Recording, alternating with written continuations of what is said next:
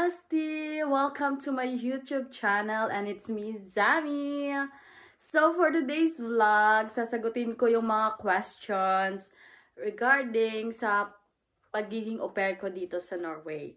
So first, marami nagtatanong, ano ba ginagawa ko dito sa Norway? So ito po yung sagot. Ang ginagawa ko dito sa Norway is au pair po ako dito. So, kung hindi nyo alam, ang au pair is a cultural exchange program wherein magsistay kayo sa host family. In exchange, tutulong kayo sa household chores, lighthouse na mga gawain, then some childcare, konti lang, mga 5 hours a day yung pagtutulong mo sa family. In exchange, free ka ng pagkain, free ka ng tirahan, and papaaralin ka nila ng language nila. And meron kang allowance. So, gusto ko lang po iklaro na wala pong sweldo o walang salary ang pagiging au pair. Allowance lang po yon. Allowance ng pagiging au pair. Kasi syempre, need mo din ng allowance kasi 'di ba cultural exchange, gagala ka, titikim ka ng pagkain nila, and yeah. Kaya kung kasi marami din nagtatanong na, malaki ba yung sahod mo dyan? Or wala po akong sahod dito. Allowance lang po. At hindi po malaki. Next, ang tinatanong nila, ilang years yung contract ko dito. So, 2 years po yung contract ko dito. Yung Denmark and Norway, 2 years po yung contract ng pagiging au pair. But yung ibang country is 1 year po. Wait, inom muna ako ng tea.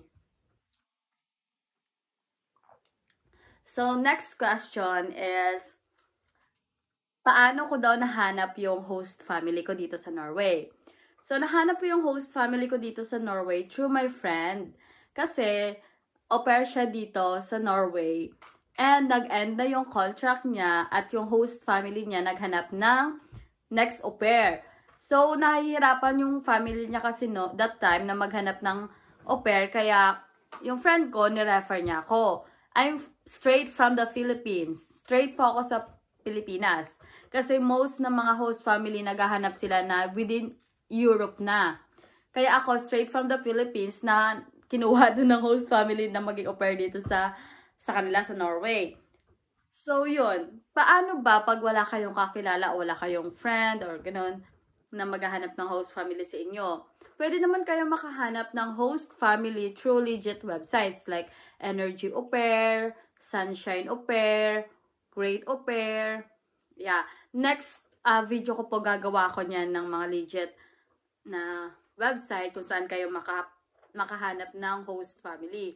Basta po, paalala lang na mag-ingat po tayo sa mga scammers. Kaya alam ko po na marami nagtitake advantage sa mga au pair na mga scammers kasi ang hirap ng buhay kaya gusto nyo pumunta dito sa Europe. Pero, mag-ingat po tayo sa mga scammers. Kasi yung mga scammers, sila po yung humihingi ng malaking halaga.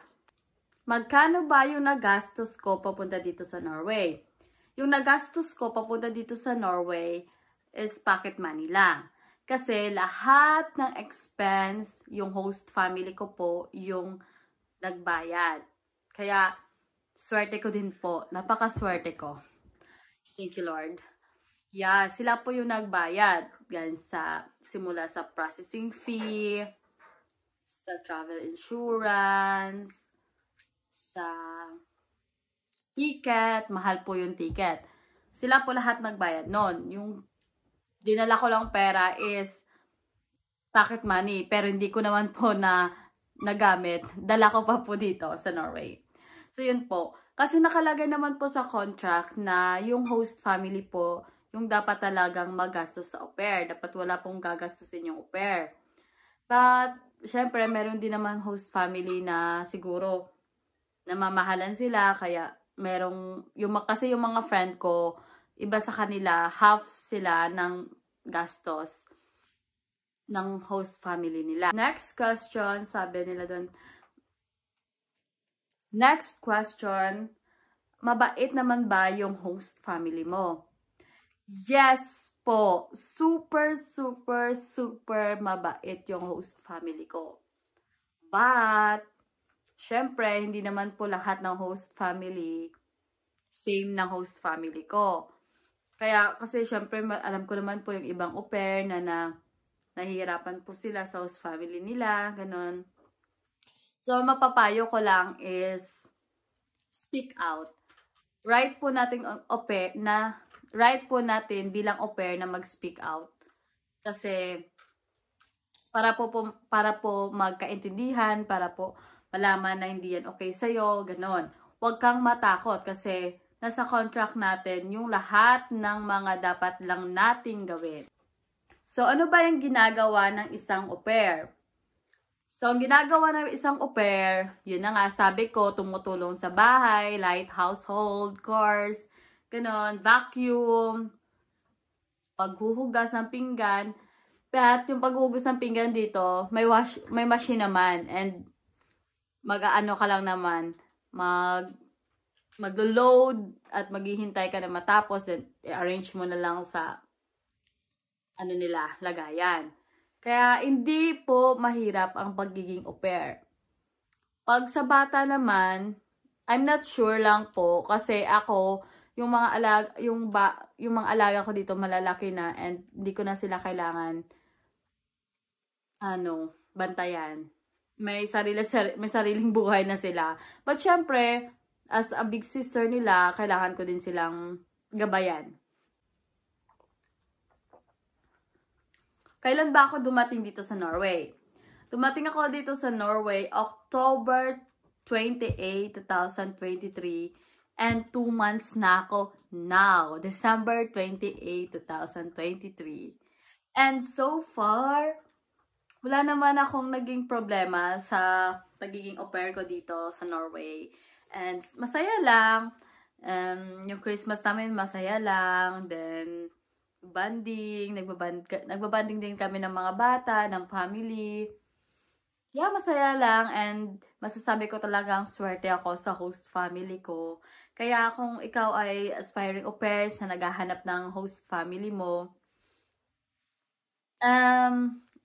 subukan mo munang kilalanin yung family para pagdating mo sa country nila, hindi ka masyashock. And yun, maging open ka sa kanila kung ano ba yung hindi mo gusto, and yan, para malaman nila. And tanungin mo din sila kung ano ayaw nila para aware ka din. Yun lang. Thank you for watching sa vlog ko, and I hope na nagustuhan nyo to yung video ko. And sana po mag-drop kayo ng comment about au pair po or ano po yung gusto nyong next content ko na gawin. Thank you po. Thank you for watching. Bye-bye. Don't forget to subscribe on my YouTube channel. Hara!